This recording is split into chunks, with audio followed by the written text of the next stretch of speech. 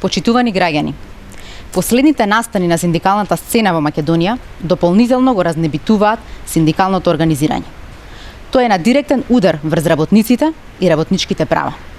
Исклучувањето на мултиетничкиот синдикат за образование е удар врз синдикалното движење. И тоа по налог на првиот човек на Сојуз на синдикати на Македонија.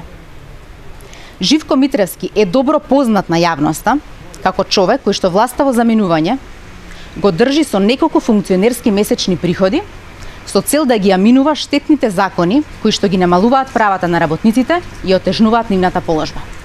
Овој синдикален лидер со власта ја договори минималната плата која што во 2016 треба да достигне дури 10.080 денари, со што ги остави работниците во сиромаштија. Истиот тој го аминуваше и законот за безбедност и здравје при работа, а свесни сме денес колку работници работат незаштитени во услови несоодветни за работните места. Законот за работни односи со секоја негова измена и дополнување оди на штета на работниците, а во прилог на работодавачите. Власта очигледно ја користи секоја можност да ги сокрие критиките кои што се однесуваат на штетите кои што ги направи во минатото, особено за работниците.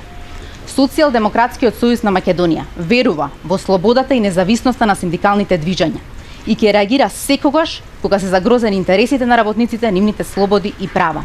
Синдикатот мора да се ослободи од политичките влијанија на властите и конечно да добиеме слободни синдикални движења.